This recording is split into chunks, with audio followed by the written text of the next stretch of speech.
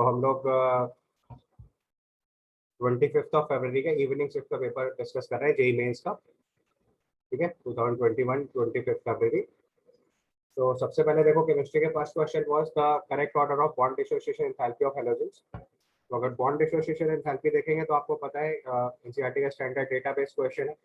आपको पता है कि F2 की बॉन्ड लेंथ तो कम होती है, बट फ्लोरीन के साथ लोन पेयर रिपल्शन की वजह से इसकी जो बॉन्ड डिसोसिएशन एंथैल्पी है वो कम हो जाती है। तो उसका करेक्ट ऑर्डर होता है Cl2 की बॉन्ड एंथैल्पी सबसे ज़्यादा होती है, then it is Br2, then it is F2 and finally it is I2। D block से आपको जो मैंने टेबल सिखाई हुई है उसका डायरेक्ट क्वेश्चन है, तो it's answer must be third. Okay, हम लोग तो सबसे पहले डेटा अगर आप नोटिस करो यहाँ से, तो हेलोजेंस के लिए देखो बॉन्ड डिस्टेंस के टर्म में अगर आप नोटिस करोगे, यू विल फाइंड आउट कि F2 Cl2 Br2 I2 में बॉन्ड लेंथ बढ़ती जाती है।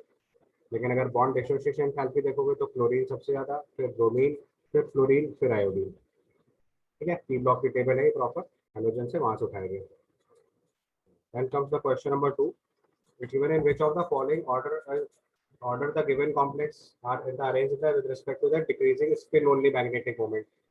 अब स्पिन ओनली मैग्नेटिक मोमेंट के लिए आपको कंसेप्ट पता है कि आपको नंबर ऑफ अनपेयर्ड इलेक्ट्रॉन चाहिए। तो लेट मी स्टार्ट। सबसे पहले हमारे पास आयरन 3+ फॉर्म है, F minus weak field ligand है, और आयरन 3+ फॉर्म में 3d5 कॉन्फ़िगरेशन होगा, तो एक अनपेयर्ड इलेक्ट्रॉन आएगा। नेक्स्ट केस में देखो, it is cobalt 3+, cobalt 3+ configuration हो गया D6। अमोनिया जो है वो स्ट्रॉन्ग फील्ड लिगेंड की तरह ट्रीट करेंगे, तो 0 अनपेयर्ड इलेक्ट्रॉन आ जाएगा, all electron pair diamagnetic. Then it comes nickel, so it is nickel 2+, it is D8 configuration, Cl minus weak field ligand। तो D8 कॉन्फ़िगरेशन अगर आप लिखोगे तो कितने अनपेयर्ड इलेक्ट्रॉन बनेंगे? 3। लिख के देख लीजिए एक बार फटाफट। ये आपका D8 कॉन्फ़िगरेशन हो गया, 1 2 3 4 5 6 7 8। ये आपके D8 हो गया, तो 2 अनपेयर्ड इलेक्ट्रॉन आ गए। उसके बाद कॉपर का केस देख लीजिए लास्ट में, तो इट इज कॉपर 2+,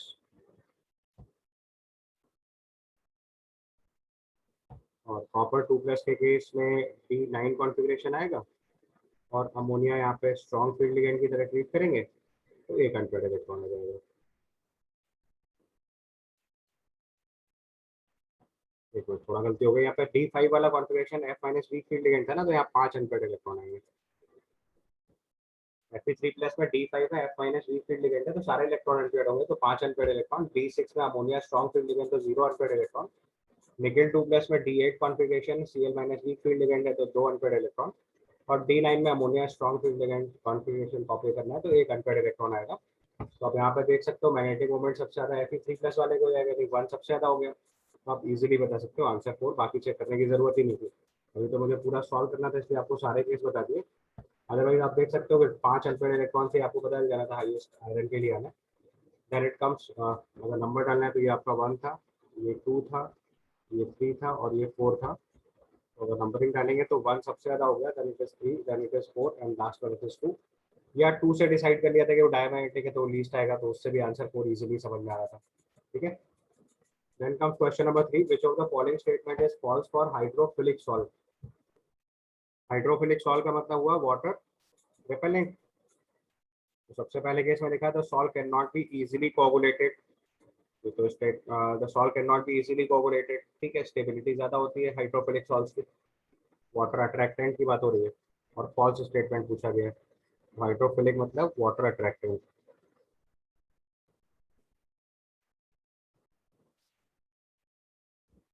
तो इनको आसानी से कोगुलेट नहीं कर सकते, सही है, क्योंकि इसमें सॉल्वेंट भी चाहिए होता है और साथ में इलेक्ट्रोलाइट्स भी चाहिए होते हैं, क्योंकि सेल्फ सॉल्वेटेड होने की वजह से स्टेबलाइज कर जाते हैं। They do not required electrolyte for stability, ये भी करेक्ट है।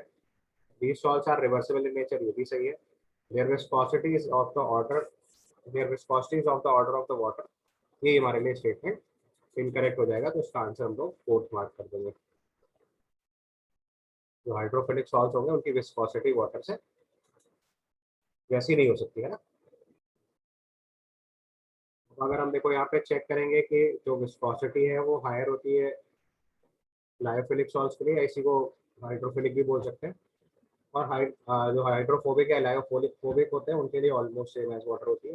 और यहीं पे सरफेस टेंशन भी देख लो, सरफेस टेंशन जो है वो लायोफिलिक सॉल्ट्स के लिए लोअर देन वाटर होता है और लायोफोबिक के लिए ये लगभग इक्वल टू वाटर होता है। तो दोनों इंपॉर्टेंट फिनोमिनन है, इन पे क्वेश्चन बन सकता है। विस्कोसिटी का सवाल इस बार आया है, सरफेस टेंशन भी इंपॉर्टेंट है जो आगे पूछा जा सकता है, उसको केयरफुली देख लीजिए। ठीक है, then comes to next question. This is question number 4.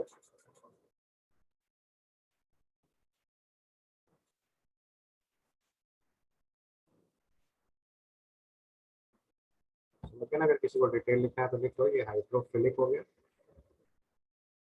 और ये हाइड्रोफोबिक हो गया। Fourth question, given the correct order of acidic strength in the following compound. तो आपको पता है कार्बोक्सिलिक एसिड की acidic strength electron withdrawing group लगाने से बढ़ जाती है और इलेक्ट्रॉन डोनेटिंग ग्रुप लगाने से कम हो जाती है। और कार्बोक्सिलिक एसिड हमेशा फिनॉल से ज़्यादा एसिडिक होता है। तो आपको समझ में आ रहा होगा कि वन इसमें लीस्ट एसिडिक है, ये कॉन्सेप्ट समझते हैं ना। फिनॉल हमेशा कार्बोक्सिलिक एसिड से कम एसिडिक रहेगा बिकॉज कार्बोक्सिलिक एसिड में आइडेंटिकल रेजोनेंस होता है। ये आप कार्बोक्सिलेट आयन बनाएंगे तो ये आइडेंटिकल रेजोनेंस बन रहा है, जबकि फिनॉक्साइड आयन में जो रेजोनेंस है वो माइनस चार्ज जो है वो कार्बन की तरफ जाता है। तो फिनॉल की एसिडिक स्ट्रेंथ हमेशा कार्बोक्सिलिक एसिड से कम आती है। यहाँ पे माइनस चार्ज लेके कार्बन के पास जा रहा है और यहाँ देखिए आइडेंटिकल रेजोनेंस बन रहा है। पॉइंट समझ में आया।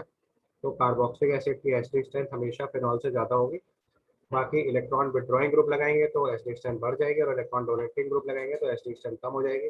आपको इफेक्ट पता होगा इसका, माइनस आई माइनस एम काम करेगा, उसमें प्लस आई और हाइपर कॉन्जुगेशन काम करेगा। अब अगर हम एसिडिक स्ट्रेंथ यहाँ पे मार्क करेंगे तो मैक्सिमम एसिडिक हो जाएगा, ये number 1, then this will be number 2, this will be number 3, this will be number 4। अब यहाँ से ऑप्शंस देख के मार्क करिए। तो your 2 will be highest, so it's 2 3 4 1, that means answer is 4 for the fourth question। ठीक है, समझ गए। then comes question number 5। question number 5 is given the solubility of calcium hydroxide in water is given this way। तो आपको simply solubility के लिए solving करनी है। तो कैल्शियम हाइड्रोक्साइड की अगर सॉलिबिलिटी चेक करेंगे तो ये बनेगा Ca2+ and 2OH minus, solubility S और 2S। यहाँ से KSP की वैल्यू भी में राइट 4S क्यूब। अगर सॉल्व करके लिखना है तो S into 2S square, this is 4S cube. Solubility product दिया है, सॉलिबिलिटी निकालनी है तो ये आ जाएगा 5.5 इंटू 10⁻⁻6/4 पावर 1/3। इसको थोड़ा सिंप्लीफाई करेंगे तो 5.5/4 पावर 1/3 आ जाएगा इंटू 10⁻²। ठीक है, अब आप देखो थोड़ा सा अप्रोक्सीमेशन करना पड़ेगा क्योंकि क्यूब रूट तो हम लोग सॉल्व करेंगे नहीं, 10⁻⁻² में आना है, ये तो कंफर्म है आंसर के टर्म में। की बात समझ आ रही है। Your answer will be certainly in terms of 10⁻²। अच्छा, अब इस वैल्यू को देखो तो ये क्लोज टू 1 होगा तो उसका क्यूब रूट 1 के क्लोजर आएगा। अगर ये क्लोज टू 8 होता तो ये 2 के क्लोजेस्ट जाता। तो इससे हम आसानी से आइडिया लगा सकते हैं बिना फर्दर सॉल्विंग किए कि हमारा आंसर जो है वो 4 आएगा। आगे सॉल्व करने की रिक्वायरमेंट नहीं थी। अगर आप सॉल्व भी करते तो 4 को ऊपर डिवाइड करते पहले, तो देखते हो क्लोजेस्ट टू 1 आता, फिर इसका हम क्यूब रूट निकाल लेते, फाइनल आंसर तक पहुंचते थे। ठीक है, then comes question number 6। among the following species has the unequal bond lengths। Unequal bond length में सबसे देखो पहले फटाफट सबसे बना डालो। तो XgF4 बनाएंगे तो sp3d2 स्क्वायर प्लेनर ज्योमेट्री आएगी, ऑल बॉन्ड्स आइडेंटिकल। इसके बाद SF4 बनाएंगे तो यही हमारा आंसर हो जाएगा, सीशोर स्ट्रक्चर है। Axial bond length equatorial bond length से ज़्यादा होती है। Equatorial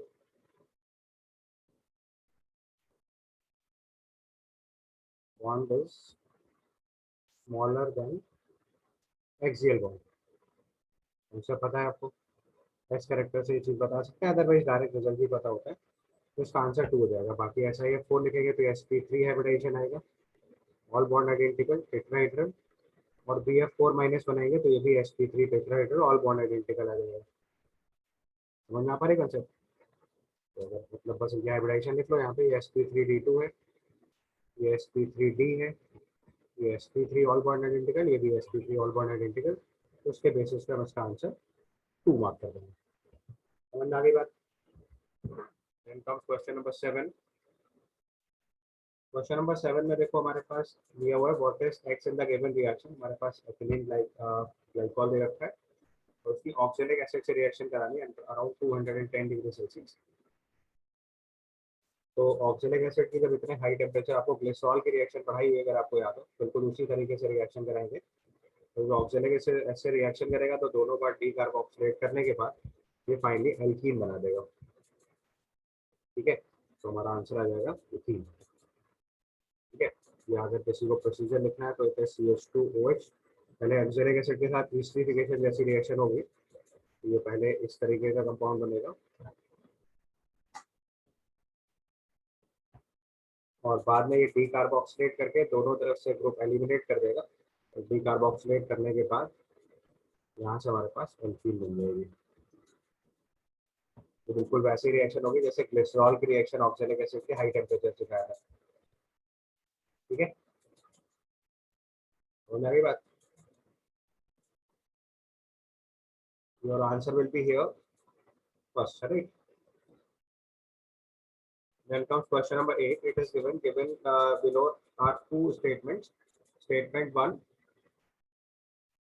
alpha and beta form of sulfur can change reversibly between themselves with slow heating or slow cooling. तो ये स्टेटमेंट ट्रू हो गया।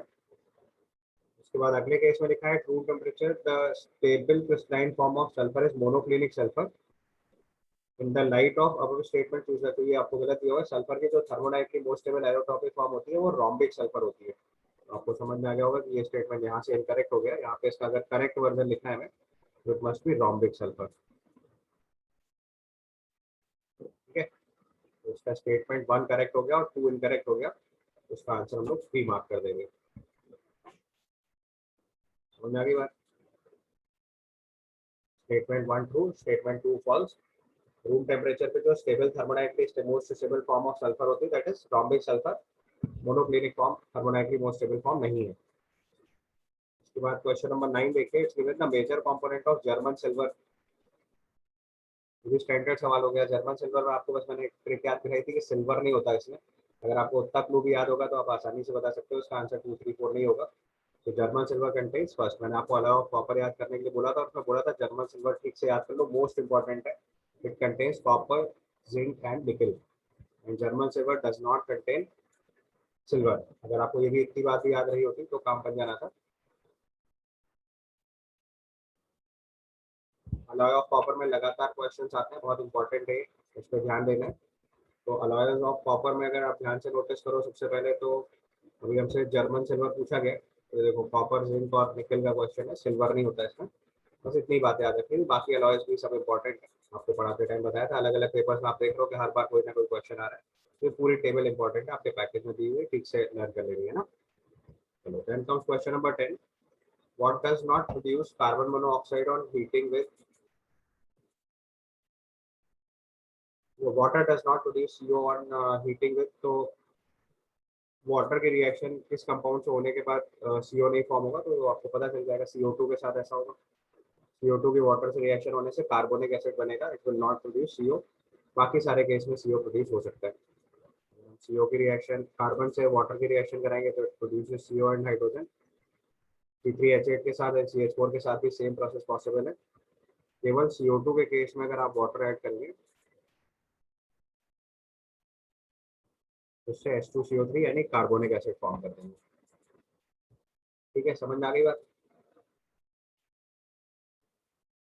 तो देखिए हाइड्रोजन वाले चैप्टर में अगर आप नोटिस करेंगे तो यहाँ देखिए कार्बन मोनोऑक्साइड फॉर्म हो रहा है, यहाँ देखिए कार्बन मोनोऑक्साइड फॉर्म हो रहा है और यहाँ भी कार्बन मोनोऑक्साइड। तो कार्बन के साथ, मीथेन के साथ या किसी भी हाइड्रोकार्बन के साथ अगर हम वाटर की रिएक्शन कराते हैं हाई टेम्परेचर विद फैक्टर्स तो उससे कार्बन मोनोऑक्साइड प्रोड्यूस हो जाता है। CO2 के केस में कार्बोनिक एसिड फॉर्म होगा, it won't produce carbon monoxide. ठीक है, ये हाइड्रोजन वाले चैप्टर से रेफर कर लीजिएगा, बहुत स्टैंडर्ड सवाल है। Next comes question number 11, this is environmental chemistry question. The pH of rainwater is normally 5.6, correct? And it is given the pH of rainwater drops below 5.6, it is called acidic rain. ये भी सही है, तो दोनों statement correct हो गए। अगर correct explanation की बात करनी है तो रेन वाटर का जो pH 5.6 होता है it is due to CO2 dissolved in water. अगर एक्सप्लेनेशन के टर्म में लिखना है तो ये this is due to CO2 dissolved in water. अगर ये बात लिखी होती है स्टेटमेंट नंबर 2 का तो both statement correct and correct explanation हो जाता। अभी बोथ स्टेटमेंट करेक्ट का केस मार्क करेंगे। So statement 1 is and 2 are true, क्योंकि 5.6 से कम पीएच होने के केस में उसे हम एसिडिक रेन बोलते हैं, और 5.6 तक नॉर्मल रेन वाटर का पीएच होता है। तो इसका आंसर हो गया 2। एनवायरमेंटल केमिस्ट्री का एनसीईआरटी से डायरेक्ट क्वेश्चन है। Then comes question number 12. Carbalamine test is used to detect the presence of primary amino group in the organic compounds. Which of the following compound is formed when this test is performed with aniline? तो aniline के साथ अगर हम reaction करवाएंगे तो आप पता है आपको आइसोसाइनेट फॉर्मेशन होता है कार्बालामाइन टेस्ट से। इसका आंसर सीधे सीधे 2 हो जाएगा। ठीक है, मैकेनिज्म के टर्म में समझना है तो एनिलीन बेसिक होती है, या बेटर दूसरे न्यूक्लियोफाइल की तरह काम करेगी। और कार्बालामाइन के इसमें हम लोग chloroform in presence of base लेते हैं, उससे डाइक्लोरोकार्बीन बनेगी, और उससे रिएक्शन करने के बाद ये फाइनली आइसोसाइनाइड फॉर्मेशन होता है, जिसकी फाउल स्मेल से हम इसे आइडेंटिफाई करते हैं। This is called carbylamine test. ठीक है, स्टैंडर्ड सवाल। Then comes question number 13। The major product of the following reaction. तो हमारे पास H2SO4 दिया हुआ है, हमारे पास H2SO4 दिया है, तो H2SO4 क्या करेगा, H प्लस ऐड करके फाइनली कार्बोकेटाइन बनाएगा। NO2 का करेक्टर क्या है, इलेक्ट्रॉन विड्रॉइंग है। तो इलेक्ट्रॉन विड्रॉइंग है तो electron density towards the carbon move कर जाएगी सबसे पहले। ठीक है, तो इस केस में देखो, अगर हम पहले इलेक्ट्रोफाइल क्रिएट करेंगे, ये NO2 हो गया, H2SO4 जो है वो अपना H प्लस यहाँ पे ऐड करेगा और यहाँ कार्बोकेटाइन बनेगा सबसे पहले। ये लॉजिक आपको समझ आ गया होगा, क्योंकि NO2 का इलेक्ट्रॉन विड्रॉइंग करेक्टर है, तो यहाँ पे हमारा जो 5 बॉन्ड की सिस्टम होगी वो इस तरीके से होगी।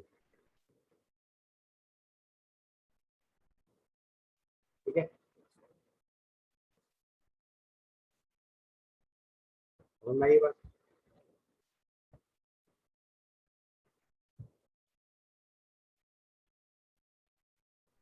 अब जो ये कार्बोकेटाइन बना हुआ है इसमें अगर आप ध्यान से देखो तो हाइपर कॉन्जुगेशन इफेक्ट को डोमिनेटिंग कंसीडर करते हो इंडक्टिव इफेक्ट से हाइड्राइड शिफ्ट करा देंगे हम एक बार, ये कार्बोकेटाइन बना दीजिएगा, और इसका फिर हम लोगों ने बेंजीन के ऊपर इलेक्ट्रोफिलिक एरोमेटिक सब्स्टिट्यूशन करा देना है, तो फाइनली ये आंसर आ जाएगा।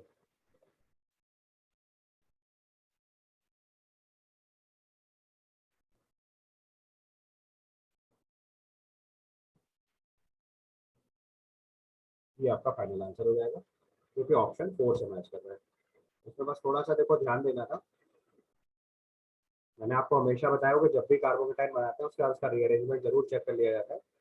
इस केस में थोड़ा ध्यान देना था कि जब हमने इस वाले कार्बोकेटाइन को देखा था तो उसके बाद 2 अल्फा एच थे, और जो इधर वाले कार्बोकेटाइन में 3 और 1 4 अल्फा एच हो गए। ऑल्दो NO2 की वजह से माइनस आई करेक्टर बढ़ा हुआ है, बट आपको पता है कि जो माइनस आई इफेक्ट होता है वो डिस्टेंस डिपेंडेंट इफेक्ट होता है। अगर नेक्स्ट टू नेक्स्ट कार्बन पे इंडक्टिव इफेक्ट देखते हैं तो बहुत सिग्निफिकेंट नहीं बचता, जबकि हाइपर कॉन्जुगेशन डोमिनेटिंग इफेक्ट है, तो यहाँ हाइपर कॉन्जुगेशन की डोमिनेंसी से इस कार्बोकेटाइन को ज्यादा स्टेबल ले लेंगे। और आगे बात क्लियर। पहले स्टेप में NO2 का माइनस आई करेक्टर की वजह से इलेक्ट्रॉन जो 5 और प्लस बॉन्ड है वो शिफ्ट कर जाएगा टुवर्ड्स NO2, तो आप पॉजिटिव चार्ज से बना सकते हैं, बाद में हाइड्राइड शिफ्ट कर दो। समझ आ गई मेरी बात। तो ये चीज ध्यान यस रखना सर। होती है, कार्बोकेटाइन जब भी बनाना उसका रीअरेंजमेंट जरूर चेक किया जाता है, दैट इज इंपॉर्टेंट। और दूसरा इंडक्टिव इफेक्ट जो है वो डिस्टेंस नंबर और पावर रूल होता है, DNP रूल यूज करते हैं हम लोग, डीएनपी डीएनपी रूल यूज करते हैं, डिस्टेंस नंबर पावर रूल। अगर डिस्टेंस बढ़ जाती है तो इंडक्टिव इफेक्ट बहुत डोमिनेटिंग नहीं बचता है, नंबर बढ़ाने से डोमिनेट करता है, और पावर वाला ग्रुप जो है वो सबसे लीस्ट डोमिनेटिंग इफेक्ट होता है। NO2 बहुत strong minus I character group है या माइनस एम कैरेक्टर ग्रुप है, बट उसकी पावर डिस्टेंस के साथ बहुत कम हो जाती है। ठीक है, then comes question number 14। Which of the following is correct structure for alpha anomer of maltose. तो देखिए सबसे पहले आपको मोल्टोज का स्ट्रक्चर मालूम होना चाहिए, और अल्फा एनोमर बनाना है। तो अल्फा एनोमर मतलब जहाँ पे भी alpha carbon position, alpha position जो थी या जो एनोमरिक कार्बन था उसकी पोजीशन को अल्फा फॉर्म में कन्वर्ट कर देना है। तो नहीं बात, तो इसका आंसर हमारे लिए 4 हो जाएगा। कि मोल्टोज याद है ना आपको, मोल्टोज की मोनोमर फॉर्म क्या होती है, alpha D glucose. Maltose is alpha D glucose की 2 यूनिट ली जाती है। माइटोसिस अल्फा डी ग्लूकोज की 2 यूनिट लेते हैं और इसमें C1C4 ग्लाइकोसिडिक लिंकेज होता है। C1C4 glycosidic linkage. आपको स्ट्रक्चर रेफर करना है तो एक बार एनसीईआरटी रेफर कर लीजिए। ये देखिए आपके पास मोल्टोज का स्ट्रक्चर आ गया, तो एग्जैक्टली बस कॉपी कर लीजिए या तो किसी गिवन स्ट्रक्चर बस आपको मैच करा देना इससे। एनोमरिक का फॉर्म मतलब समझते हैं आप, अल्फा पोजीशन जो एनोमरिक कार्बन बस उसके अराउंड कॉन्फ़िगरेशन चेंज करना होता है। तो एनोमरिक कार्बन आपको देखिए समझ में आ रहा होगा, ठीक है। तो अल्फा एनोमर ऑफ माल्टोज दिखना है आपको।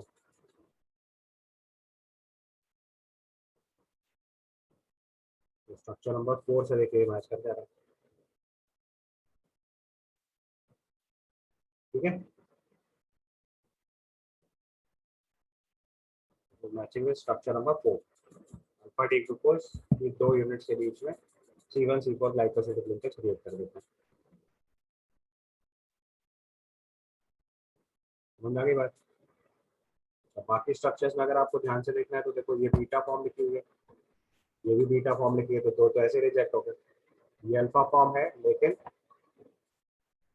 देखोगे तो ये दोनों तो बीटा फॉर्म हो गए, ये अल्फा फॉर्म है लेकिन इसमें यहाँ पे देखो थर्ड नंबर पोजीशन पे ये गड़बड़ लिखा हुआ है, ये अल्फा डी ग्लूकोज का फॉर्म बचे नहीं, इसमें OH ऊपर होता है, ये गलत बना हुआ है, जो कि स्ट्रक्चर नंबर 4 में एकदम सही बना हुआ है।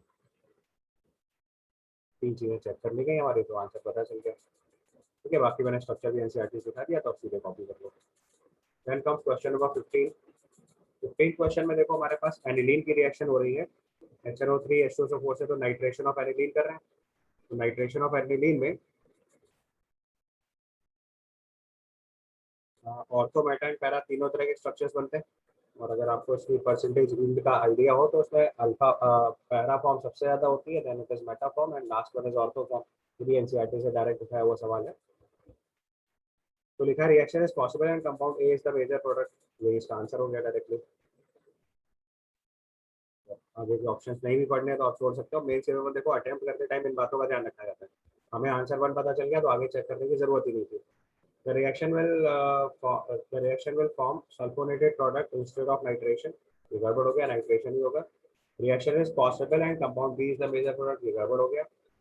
The H2 group is ortho and para directive, so product B is not possible, ये भी गड़बड़ हो गया, क्योंकि आपको पता है प्रोडक्ट बी जो है वो प्रोटोनेशन की वजह से बनता है। तो कॉन्सेप्ट आपको पता होगा एनिलीन के केस में, मीडियम एसिडिक होने की वजह से एनिलीनियम आयन बन गया है, जिसकी वजह से ये ग्रुप डीएक्टिवेट कर जाता है, तो ये मेटा डायरेक्टिंग प्रोडक्ट भी बनाएगा, फॉर्म्स मेटा प्रोडक्ट। अगर इसमें ऑर्डर ऑफ हीट लिखना है तो ए सबसे ज्यादा होता है, फिर बी होता है, और सीसी लगभग निग्लिजिबल अमाउंट बनता है 2% के आसपास। मेजर प्रोडक्ट जो होता है वो A, that is 51%, second one is B which is around 47%। उसका मेजर प्रोडक्ट ए होता है। फैक्चुअल क्वेश्चन, स्टैंडर्ड सवाल है, 2-3 बार मेरे से आ चुका है, ठीक से देख लीजिए। उसके बाद question number 16। Question number 16, it is given which of the following compound is added to the sodium extract before addition of silver nitrate for testing of halogens। तो हेलोजन की टेस्टिंग के पहले आपको पता है कि halogens are tested in the form of halides, तो हम लोग बेसिकली इसमें नाइट्रिक एसिड ऐड कर लेते हैं, ठीक है। जो कॉन्सेप्ट है वी ऐड नाइट्रिक एसिड, यहाँ से इसका आंसर जो है 4 मार्क कर लीजिए, ठीक है। This is also exactly copied from NCERT book, 11th class के सेकंड वॉल्यूम में देखिएगा, जीओसी वाले चैप्टर में डिटेल दिया हुआ है। देखिए अगर हमने नाइट्रोजन और सल्फर कंपाउंड्स को अगर हम हेलोजन ले थे, इसमें हेलोजन टेस्ट कर रहे हैं, तो यहाँ पे देखो लिखा हुआ है nitrogen and sulphur is also present in the compound, the sodium fusion extract is first boiled with concentrated nitric acid to decompose cyanide and sulfide into sodium of the sodium during Lezardin's test, ये इसका M है। These ions would otherwise interfere with the silver nitrate test of halogen। Concept समझ आ गया आपको। तो halogens को test करते time लोग नाइट्रिक एसिड ऐड कर देते हैं, और उसका कंसेप्ट क्या है कि अगर कंपाउंड में नाइट्रोजन और सल्फर प्रेजेंट होगा तो ये सोडियम फ्यूजन उसके HNO3 के साथ बॉयल करने से उसको साइनाइड और सल्फाइड में डिकम्पोज कर देगा, तो ये AgNO3 टेस्ट को डिस्टर्ब करना बंद कर देगा। Got it. अदरवाइज तो सिंपल फैक्चुअल सवाल था, अगर आपने एनसीईआरटी डेटा पढ़ा होता तो आपको कभी कंफ्यूजन आना ही नहीं था। अगर थोड़ा सा इंफॉर्मेशन लिखनी है फ्यूचरिस्टिक एंगल से कि कैसे क्यों ऐसा करते हैं, ऐसा लॉजिक कभी पूछा गया तो ये आपको क्लियरली मालूम होना चाहिए। Then comes question number 17, the methods used for the purification of indium। तो आपको पता है कि इंडियम क्या होता है हमारे लिए, तो indium is a semi conducting material, और सेमी कंडक्टिंग मटेरियल के लिए कौन सा मेथड फॉलो करते हैं, जोन डिफाइनिंग। इसका आंसर सीधे जोन डिफाइनिंग लिख सकते हैं, क्योंकि एनसीईआरटी से डायरेक्टली कॉपी है। Indium is semi conducting materials, तो जितने भी सेमी कंडक्टिंग मटेरियल हैं, सिलिकॉन, जर्मेनियम, इंडियम, इन सब के लिए हम लोग बेसिकली जोन रिफाइनिंग फॉलो करते हैं।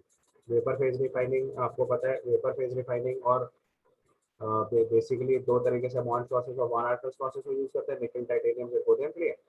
One Arkel's method is for zirconium and titanium, and equation is for those metals जो आसानी से लोअर मेल्टिंग पॉइंट कैरी कर रहे होते हैं। ठीक है, लोग मोस्टली जैसे टेन के लिए यूज करते हैं। तो इंडियम जो है वो हमारा सेमी कंडक्टिंग मटेरियल है, तो उसके लिए जोन डिफाइनिंग फॉलो करेंगे। बाकी एनसीईआरटी में सारे मेथड्स ऊपर देते हैं और पढ़ाते टाइम बहुत डिटेल बताया हुआ आपको। Then comes question number 18, the major product of the following reaction. यहाँ पे देखो H2 और CO से रिएक्शन करा रहे हैं डबल बॉन्ड के अक्रॉस रोडियम कैटलिस्ट के साथ, तो ये सीधे देखो एल्डिहाइड फॉर्मेशन करेगा। एल्कीन से एल्डिहाइड बनाने का डायरेक्ट मेथड है। देखो देखने से आपको ऑर्गेनिक का क्वेश्चन लग रहा होगा, बट एक्चुअली में इसमें रोडियम कैटलिस्ट का मेन इंपॉर्टेंट रोल है। इसका आंसर हमारे लिए थर्ड बन जाएगा। ठीक है, क्वेश्चन लिखेंगे question number 19। Question number 19 is given. Given below are the two statements. Statement number 1, the identification of nickel is carried out by dimethyl dioxide in presence of NH4OH। तो आपको पता है कि निकल का टेस्ट हम लोग डाइमिथाइल डाइऑक्साइड से परफॉर्म करते हैं और इससे पिंक कलर आता है। निकल डाइमिथाइल डाइऑक्साइड कंपाउंड फॉर्म होता है, अगर उसका प्रोडक्ट लिखना है तो फुल फॉर्म निकल डाइमिथाइल डाइऑक्साइड, और ये रोजी रेड या पिंक कलर होता है जिससे हम लोग आइडेंटिफाई कर लेते हैं। नेक्स्ट केस में लिखा है तो dimethyl dioxide is bidentate neutral ligand, यही हमारे लिए रॉन्ग हो गया, तो स्टेटमेंट नंबर 2 जो है वो फॉल्स हो गया। आंसर हम लोग बात करेंगे statement 1 true, statement 2 false. Answer हो जाएगा 3। अगर आप फॉर्मूला में देख सकते हो NiTmG की होल बॉयज बना रहा है तो डाइमिथाइल डाइऑक्साइड निकल 2 प्लस ऑक्सीजन स्टेट है, ये 2 माइनस चार्ज कैरी कर रहा होगा अपने आप ही। ठीक है, तो DMG पे एक माइनस चार्ज आ जाएगा, तो एक वोल्ट की न्यूट्रल लिगेंड एक तरफ से चार्ज आ जाएगा। ठीक है, then comes question number 20, the correct sequence of reagent used for the preparation of 4-bromo 2-nitroethyl benzene। तो आपको पता है कि ब्रोमीन जो है वो ऑर्थो पैरा डायरेक्टिंग होता है, और जो नाइट्रो ग्रुप होता है वो मेटा डायरेक्टिंग ग्रुप होता है। तो पहले आपको बनाना क्या है वो जरा ध्यान से देख लीजिए। बेसिकली बनाना है इथाइल बेंजीन, और इथाइल बेंजीन में 2 पोजीशन पे नाइट्रो लगाना है और 4 पोजीशन पे Br लगाना है। देखो नाइट्रो ग्रुप तो मेटा डायरेक्टिंग है, तो उसके रिस्पेक्ट में यहाँ Br तो लग जाएगा। और ये जो इथाइल ग्रुप है ये ऑर्थो पैरा डायरेक्टिंग ग्रुप है, तो इनके डायरेक्टिव इफेक्ट से आपको सीक्वेंस समझने के सबसे पहले क्या अप्लाई करना है। तो देखो हमने सबसे पहले क्या काम करना है कि बेंजीन में इथाइल ग्रुप ऐड करना है, तो हमने सबसे पहले CH3COCl से रिएक्शन करा के इथाइल बेंजीन बना लिया। इथाइल बेंजीन पे अगर हम ब्रोमिनेशन कराएंगे तो Br ग्रुप जो है वो बड़ा होने की वजह से, ऑर्थो पैरा डायरेक्टिंग होने की वजह से पैरा पोजीशन पे लग जाएगा जाके, और बाद में जब हम इस पर फिर से नाइट्रेशन कराएंगे तो इथाइल ग्रुप जो है वो ऑर्थो पैरा डायरेक्टिंग है, उसी को मोर डोमिनेटिंग काउंट करेंगे। Br ग्रुप तो माइनस आई कैरेक्टर फॉलो करता है, तो जब दो ग्रुप लगे होते हैं तो जो मोर एक्टिवेटिंग ग्रुप होता है वो डायरेक्टिव इफेक्ट काम करता है, तो इस वजह से हम लोग लास्ट में नेचुरल के एस्ट्रोजोमोर यूज करके नाइट्रेशन करा देंगे। क्वेश्चन समझ में आ रहा होगा तो इसका आंसर 4 हो जाएगा। समझ आएगा कॉन्सेप्ट, क्योंकि जो CO CH3 ग्रुप है वो मेटा डायरेक्टिंग होता है, तो उससे रिएक्शन नहीं कराई जा सकती। तो सबसे पहले बेंजीन के ऊपर फिल्टर क्रॉस एसाइलेशन कराओ,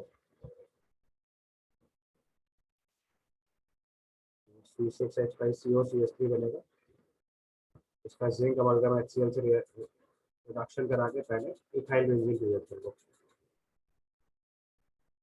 ethyl benzene ortho para directing है, तो एक बार Br ऐड कर लो और बाद में NO2 ऐड कर देना। आंसर 4 मैच कर जाएगा। समझ आ गई मेरी बात? क्यों ऐसा करा उसका रीजन समझ में आएगा आपको, क्योंकि इथाइल बेंजीन जो है एक्टिवेटिंग ग्रुप है। तो उसमें पहला वाला स्टेप देख लो, तो पहले वाले स्टेप में COCl अगर हमने पहले लगाने के बाद ब्रोमिनेशन करा दिया तो मेटा डायरेक्टिंग हो जाएगा, तो गलत हो गया। HNO3H2 तो वो सबसे पहले ऐड करके नाइट्रेशन कर दिया तो रिंग डीएक्टिवेट कर जाएगी और उसके मेटा पोजीशन पे तो Br लग जाएगा, तो कोई प्रॉब्लम नहीं है। उसके बाद CH3 COCl AlCl3 कराएंगे तो डीएक्टिवेटेड रिंग पे फिडेलक्राफ्ट एसाइलेशन नहीं करता, ये रिएक्शन आगे वर्कआउट नहीं कर पाएगी। सेकंड वाला गलत हो गया। थर्ड वाले केस में देखो, पहले ब्रोमिनेशन कराया, ब्रोमिनेशन कराने से रिंग डीएक्टिवेट कर गई तो रिएक्टिविटी कम हो जाएगी, और दो उसके बाद CH3 COCl लगाएंगे तो पैरा पोजीशन पे कनेक्ट हो जाएगा, और उसके पैरा पोजीशन पे कनेक्ट होने के बाद Br ग्रुप जो है वो ऑर्थो पैरा डायरेक्टिंग होता है, तो NO2 उसके ऑर्थो पोजीशन पे लग जाएगा। एक बार को सेकंड स्टेप वर्कआउट भी कर जाएगा तो थर्ड स्टेप नहीं वर्कआउट कर पाएगा, तो इस वजह से इसका आंसर 4 हो जाएगा। ठीक है, now comes to the numerical types of question. First question is given the spin only magnetic moment of divalent ion in the aqueous solution, atomic number is 29। तो आपको समझ में आ रहा है कि कॉपर 2+ हो गया, कॉपर 2+ का कॉन्फ़िगरेशन D9, और वाटर के केस में D9 कॉन्फ़िगरेशन में एक अनपेयर्ड इलेक्ट्रॉन बना रहेगा। तो इसका मैग्नेटिक मोमेंट अगर लिखेंगे तो ये आ जाएगा √n+2 बोहर मैग्नेट्रॉन, और n की वैल्यू 1 है, तो यहाँ से मैग्नेटिक मोमेंट √3 आ जाएगा, विच इज 1.73 बोहर मैग्नेट्रॉन। और इस बार पेपर में आपको आंसर नियरेस्ट इंटीजर में मार्क करने थे, उसका नियरेस्ट इंटीजर 2 आंसर लिखना था। अभी इस क्वेश्चन में मेन ट्रिक थी, ज़्यादातर लोगों ने 1.73 निकाल दिया था, बट बहुत सारे लोगों ने इसको गलत कर दिया, क्योंकि क्वेश्चन पेपर के स्टार्टिंग में इंस्ट्रक्शन था that you have to write all the answers to the nearest integer. तो नियरेस्ट इंटीजर 1.73 के लिए 2 था, तो उसका आंसर 1.73 ना लिख के 2 लिखना था एग्जैक्ट। ठीक है, क्योंकि ये क्वेश्चन पेपर का इंस्ट्रक्शन था, इसलिए इसको ध्यान देना था। अब इस तरह की गलतियां अगर हो जाती है तो बहुत भारी पड़ जाती है, इसलिए क्वेश्चन पेपर के इंस्ट्रक्शंस को बहुत केयरफुली पढ़ना है। Then given question number 2, that's given rate constant of the reaction increases by 5 times on increasing the temperature from 27 degrees Celsius to 52 degrees Celsius. The value of activation energy, तो simply formula लगाना है आपको। हमारा formula होता है log of K1/K2 is equal to minus A/2.303R into 1/T1 minus 1/T2। इस expression से solve करके एक्टिवेशन एनर्जी निकालनी है, और आप देख रहे कि ये क्वेश्चन बार बार हर जगह पे पेपर में रिफ्लेक्ट हो रहा है। 2021 के पेपर में बहुत बार इस तरह का सवाल आया है, और ये अच्छी खासी कैलकुलेशन बेस्ड क्वेश्चन होता है। तो मेरा सजेशन हमेशा रहता है कि जब आपके पास 5 क्वेश्चन की चॉइस है तो ऑब्वियसली इस तरह के सवाल छोड़ देने चाहिए। बट अभी चूंकि हम सारा कॉन्सेप्ट सीख रहे हैं तो आप प्रॉपरली सॉल्व करके देख सकते हो। तो उसने बोला हुआ है कि the rate constant of the reaction increases by 5 times, तो ये आ जाएगा log of 1/5 is equal to minus A/2.303 into R 8.314। तो आप देखो, जिन लोगों को ये सवाल अटेम्प्ट ही करना है मान लो एग्जाम में, तो आई वुड रिकमेंड कि आप अगले वाले पेपर के लिए इस तरह के क्वेश्चन की सॉल्विंग के लिए 2.303 into 8.314 का मल्टीप्लिकेशन डायरेक्ट याद कर लो, तो आपका थोड़ा सा मीटअप हो जाएगा। 27 डिग्री सेल्सियस मतलब 300 केल्विन, और 52 डिग्री सेल्सियस बताओ ये कितना आएगा, 275 325। ये आपको सॉल्व करके आंसर बताना है करेक्ट। तो इसको हमने अगर फर्दर सॉल्व किया तो यहाँ से एक्टिवेशन एनर्जी सॉल्व होकर आपकी आ जाएगी 52.2 किलो जूल पर मोल के आसपास अप्रॉक्सीमेटली। Yes sir. तो इसको राउंड ऑफ करके नियरेस्ट इंटीजर में लिखेंगे तो हमारा आंसर 52 लिखेंगे। Question number 3, given copper reduces nitrate ion into NO and NO2 depending upon the concentration of HNO3 in the solution. Assuming fixed copper 2+ and partial pressure of NO equal to NO2, the HNO3 concentration at which the thermodynamic tendency of reduction of NO3 into NO and NO2 by copper is same is 10 to the power xm to value of 2x। तो देखो, अगर दोनों की tendency same करनी है, इसका मतलब दोनों केस में जो ई सेल बनेगा वो सेम कर देना है आपको बेसिकली। काफी बड़ा सवाल है, अगर आपको ध्यान से समझना है तो NO3 से NO बनाना है या NO3 से NO2 बनाने के लिए कॉपर कंसंट्रेशन सेम लेते हुए इक्वेशन लिखनी है, तो दोनों ही केस में जो ई सेल वैल्यू है वो सेम करनी पड़ेगी आपको। समझ में आया? तो in both the cases you want same E cell equation, partial pressure of NO और NO2 उसमें सेम बोला हुआ है, E cell वैल्यू सेम करनी है। तो पहले आप दोनों इक्वेशंस लिख लो। तो पहले केस में कॉपर की रिएक्शन NO3 माइनस से कराने से अगर हम कॉपर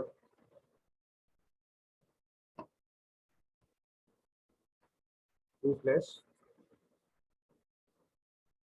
और NO बनाते हैं एक इक्वेशन, दूसरी इक्वेशन में कॉपर की रिएक्शन नाइट्रेट आयन से कराने के बाद कॉपर 2 प्लस बना रहे और NO2 बना रहे दूसरी इक्वेशन। पहला काम तो क्या करना है, दोनों इक्वेशंस को बैलेंस करना है। तो बैलेंसिंग ऑफ रेडॉक्स रिएक्शन की टेक्निक अप्लाई कर लो। तो कॉपर की ऑक्सीजन स्टेट 0 से 2 प्लस जा रही है और नाइट्रोजन प्लस 5 से +2 जा रही है, तो 3 चेंज हो रहा है। यहाँ 3 मल्टीप्लाई करेंगे, यहाँ 2 मल्टीप्लाई करेंगे, पहला स्टेप। ठीक है। और तो बाद में नाइट्रेट आयन फर्दर बैलेंस करने के लिए कॉपर नाइट्रेट के केस में और NO3 ऐड करना पड़ेगा, तो फाइनली 8 NO3 माइनस बन जाएगा अगर आप पूरी इक्वेशन बैलेंस कर रहे होंगे तो। तो हमें उससे फर्क नहीं पड़ेगा क्योंकि हमें सिर्फ रेशियो चाहिए, और नाइट्रेट आयन मैं उसने पार्शियल प्रेशर ऑफ NO और NO2 सेम बोल दिया है, तो वो भी हमारी टेक्निकलिटी नहीं बची। ठीक है।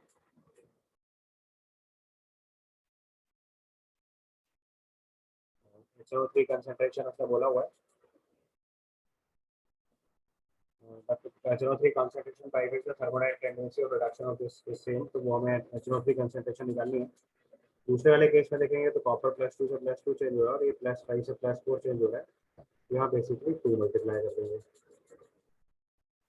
ठीक है। इसके बाद आप पूरी कंप्लीट बैलेंसिंग कर लीजिए एक बार जल्दी से, फिर दोनों का ई सेल एक्सप्रेशन लिख के इक्वेट कर दीजिए। Balancing of redox reaction follow करा, तो दोनों इक्वेशंस को बैलेंस करके अगर आप लिखेंगे फाइनली हमने वाटर से हाइड्रोजन और ऑक्सीजन को H+ और वाटर से बैलेंस करा, तो फाइनली पहली वाली इक्वेशन हो जाएगी 3 copper plus 8 HNO3 plus 3 copper nitrate plus 2 NO plus 4 water. इस इक्वेशन के लिए अगर ई सेल लिखेंगे तो ई नॉट सेल हो जाएगा E naught RHS minus LHS, HNO3 से NO बना रहे हैं, ये इक्वेशन हो गई आपकी रिडक्शन वाली। तो ये कैथोड की तरह काम करेगा, तो ये वैल्यू हो जाएगी 0.96 minus 0.34 minus 0.059 by number of electron exchange कितने हो गए बताइए। ये हमारा +5 से +2 में कॉपर का ऑक्सीजन स्टेट देखो 0 से +2 में चेंज हो रहा है, 2 इलेक्ट्रॉन और 3 से हमने मल्टीप्लाई कर रखा है, तो 6 इलेक्ट्रॉन हो गए, तो divide by 6 into log of. बाकी सब कॉन्सेंट्रेशन देखो उसने सब सेम ले रखी है और पार्शियल प्रेशर ऑफ NO और NO2 सेम ले रखा है, तो उससे फर्क ही नहीं पड़ेगा। तो सिर्फ हमें जो कॉन्सेंट्रेशन ऑफ और H+ भी हम HNO3 कंसंट्रेशन बस हमें लिखनी है, तो यहाँ पे कॉपर कंसंट्रेशन सेम मान के चल लेनी है। तो मैं अगर केवल फैक्टर लिखे दे रहा हूँ, किया जाएगा log of partial pressure of NO square, मैंने पूरा फैक्टर लिखे देता हूँ, into concentration of copper 2 + Q divided by concentration of HNO3 power 8। तो दूसरी इक्वेशन लिखेंगे तो आ जाएगा copper plus 4 HNO3 copper plus 4 HNO3 ratio copper nitrate. अब आप देख लो समझ सकते हैं कि इस तरह के सवाल नहीं, इसमें हमें गलती से भी अटेम्प्ट नहीं करना चाहिए था। +2 NO2 +2 वाटर। इसका ई सेल लिखेंगे तो आ जाएगा E naught RHS minus LHS। तो अब देखो NO3 से NO2 बनाने के लिए ई दे रखा है, ई नॉट दे रखा है 0.79 माइनस 0.24 माइनस 0.0591 बाय, आपकी बार नंबर ऑफ इलेक्ट्रॉन एक्सचेंज 2 हो जाएंगे, कॉपर 0 से +2 में जा रहा है। ठीक है। Into log of partial pressure of NO2 square into concentration of copper 2 plus divided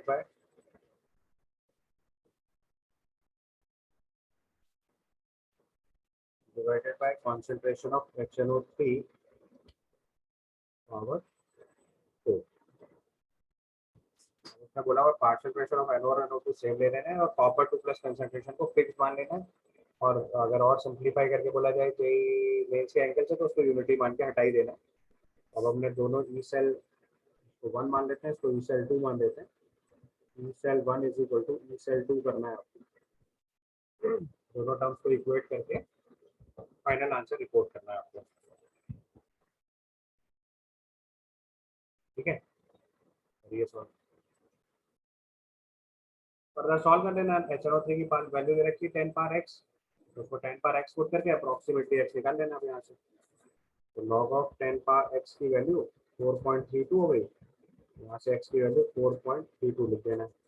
2x की वैल्यू रिपोर्ट कर लीजिए।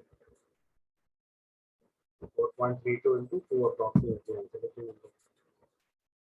ठीक है, 8.64 होगा, नियरेस्ट इंटीजर में 9 आंसर लिख लीजिए। आंसर हो गया 8.64।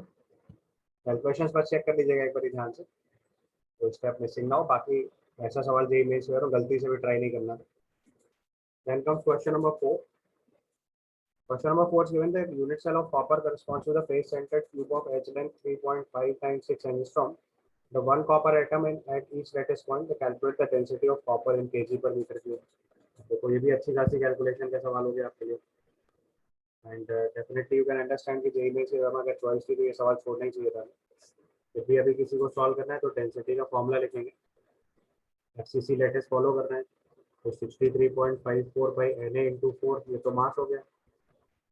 और केजी पर मीटर क्यूब में चाहिए तो इंटू 10 पावर माइनस 3 केजी हो गया, divided by unit cell length दे रखी है, एच लेंथ दे रखी है 3.596 एंगस्ट्रॉम।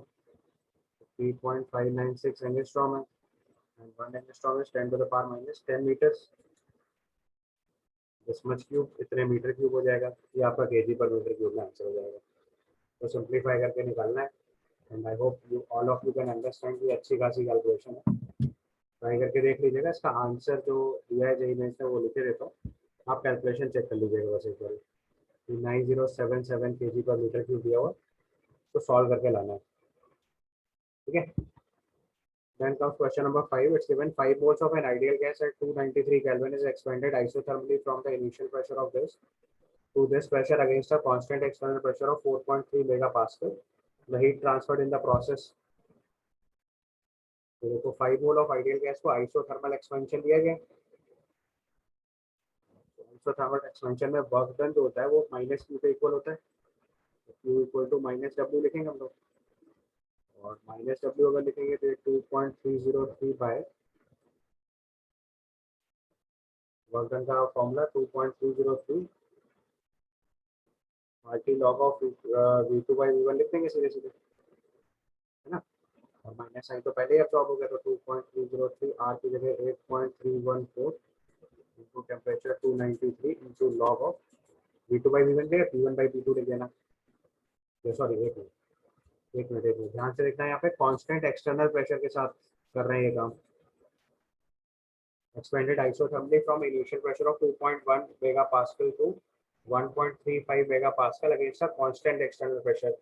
जब कांस्टेंट एक्सटर्नल प्रेशर से करेंगे तो वर्क डन जो है P F P external into delta भी अप्लाई करेंगे, तो इरिवर्सिबल प्रोसेस हो गया। ध्यान से देखिएगा यहाँ पे, तो वर्क डन जो हो जाएगा this will be equal to minus times P external into delta B.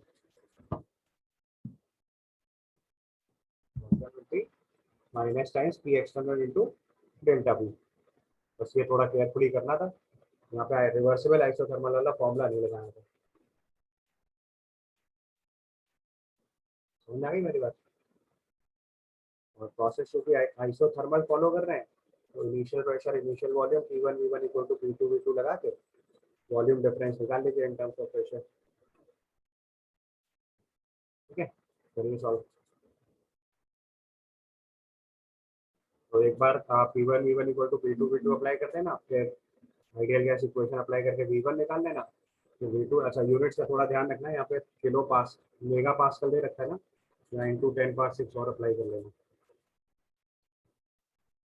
तो पीवी यहाँ PV equal to R T apply करेंगे, यहाँ से V1 जो मीटर क्यूब में आ जाएगा, V1 के बाद V2 निकालना, फिर P external into delta we apply कर देना, V2 माइनस V1। ये आपका हीट है। ठीक है, अगला क्वेश्चन लिखा था number of compound given below contains COH group. तो कार्बोक्सिलिक एसिड ग्रुप अगर आप ध्यान से देखेंगे तो केवल एस्पिरिन के अंदर होगा। सल्फोनिलिक एसिड, टिक्रिक एसिड और एस्कॉर्बिक एसिड तीनों में से किसी में भी कार्बोक्सिलिक एसिड ग्रुप नहीं होता है। ठीक है, carboxylic acid group is only present in aspirin.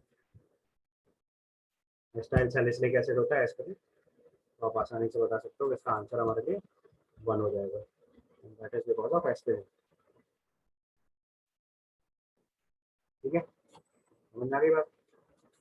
तो केवल एस्पिरिन है जिसके पास कार्बोक्सिलिक एसिड ग्रुप है, बाकी स्ट्रक्चर एक बार रेफर कर लेना। नेक्स्ट इसमें लिखा among the following number of metals which can be used as an electrode in the photoelectric cell. Photoelectric cell में जो हम लोग इलेक्ट्रोड्स यूज करेंगे that will be of caesium. इसका आंसर भी 1 हो जाएगा। वैसे सवाल आपको करने चाहिए थे। Next, if the compound AB dissociates to an extent of 75% in the aqueous solution, the molarity of the solution is which shows 2.5 Kelvin rise if the boiling point of the solution is this much molar। आपको सीधा सीधा formula लगाना है elevation in boiling point का, delta TB is equal to I times KB into M. Delta TB दिया हुआ है 2.5, आई की वैल्यू लिखेंगे 1 plus Z minus 1 into alpha, Z की वैल्यू 2 है तो 1 प्लस अल्फा लिखेंगे सीधे सीधे तो 1.75। केबी की वैल्यू आपको दे रखी है 0.52 और मोलैलिटी निकालना है वहाँ से। मोलैलिटी की वैल्यू सॉल्व करके बतानी है कितनी आएगी। मैंने कराओ तो डायरेक्ट आंसर बताइए। 2.74। 2.7? Yes sir. 2.7 आ रहा है तो नियरेस्ट इंटीजर में इसको 3 रिपोर्ट करना होगा। Question number 9, consider titration of NaOH solution versus 1.25 m oxalic acid solution at the end point the following unit reading were observed। if the volume of oxalic acid taken was 10 ml the molarity of NaOH solution is। तो आपको देखो पता है titration का जो result होता है वो माना जाता है जहाँ पे कॉन्जिक्यूटिव रीडिंग सेम आती है। तो देखो 4.4 ml 4.4 ml 4.4 ml मतलब टाइट्रेशन में 4.4 ml यूज हुआ है। ये चीज समझ गए। तो 1.25 m ऑक्सिलिक एसिड सोल्यूशन साथ हम लोग टाइट्रेट कर रहे हैं और उसका वॉल्यूम ऑफ ऑक्सिलिक एसिड में 10 दिया है तो titration of NaOH solution versus 1.25 ऑक्सिलिक solution at the end point the following unit reading was observed। if the volume of oxalic acid taken was 10 ml the molarity of NaOH solution simply N1V1 equal to N2V2 apply करना है। तो यहाँ से N1V1 is equal to N2V2 apply करो तो आपको reading पता चल गई कि 4.4 ml यूज होना है। नॉर्मलिटी निकाल लो और NaOH की नॉर्मलिटी और मोलारिटी एक ही बात होगी। Into 4.4 is equal to 1.25 into 10 use करेंगे, यहाँ से N1 निकाल दीजिए आएगा। okay।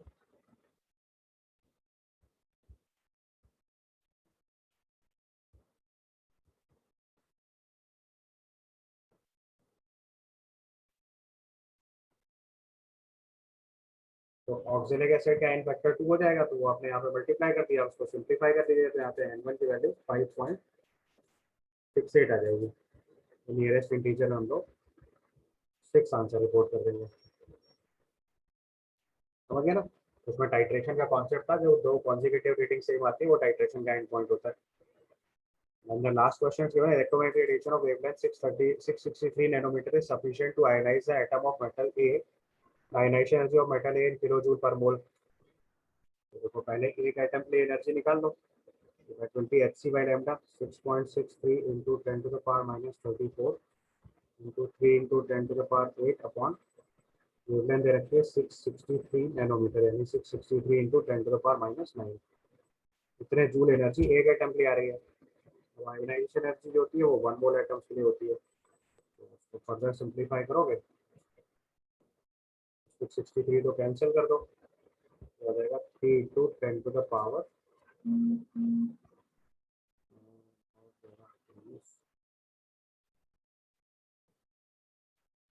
15 into Avogadro's number 6.02 into 10 to the power 23 joules per mole।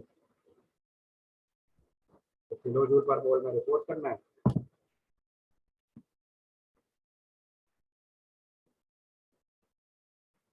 Nearest integer value बताइए सॉल्व करके ऊपर। तो देखिए फर्दर सॉल्व करेंगे तो ये 10⁻19 आएगा। जरा कैलकुलेशन सही से चेक करिएगा। इसको मल्टीप्लाई करेंगे अगर हम लोग तो